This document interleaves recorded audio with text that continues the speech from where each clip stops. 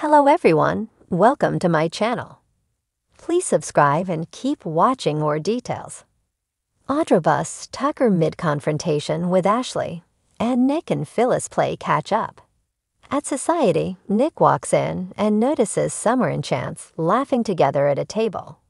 Chance tells her she's gorgeous, and they discuss their past travels. Chance takes her hand and tells her he's happy right where he is. Phyllis arrives and gushes to Nick. Look at them. She predicted it. Nick's surprised they're together when he and Sharon just ended. He knew Summer had feelings for Chance, but respected that she didn't make a move while he was with Sharon. Phyllis says it was never going to last.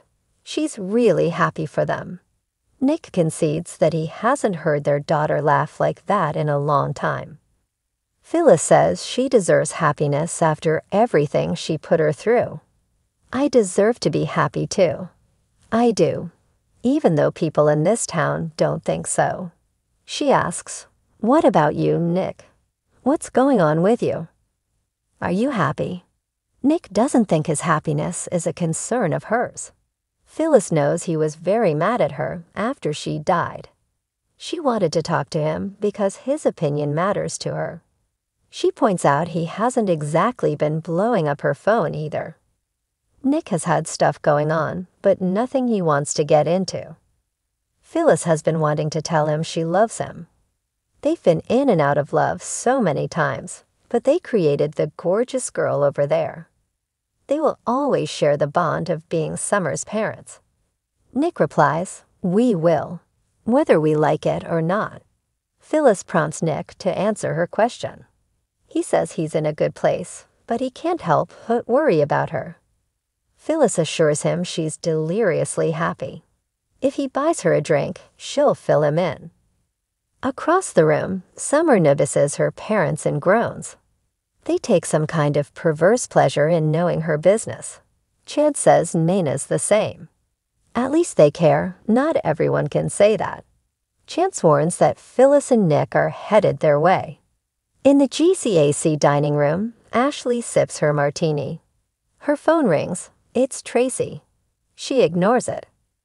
In his suite, Tucker makes love to Audra, who asks if he's still glad he chose her.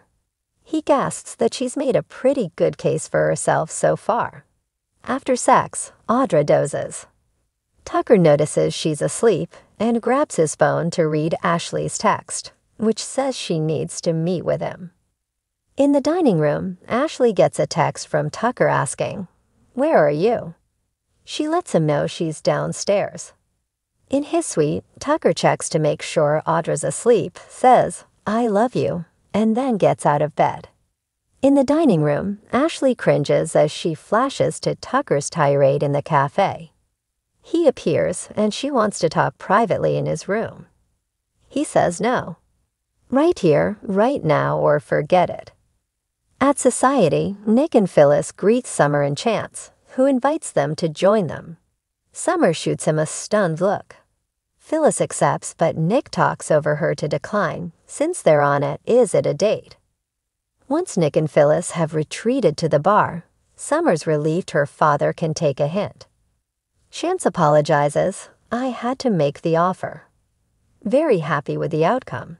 Summer finds it strange to see them have a peaceful drink together. Chance asks if she thinks it's a date. Summer's sure they just ran into each other, and Nick couldn't be rude to her mother.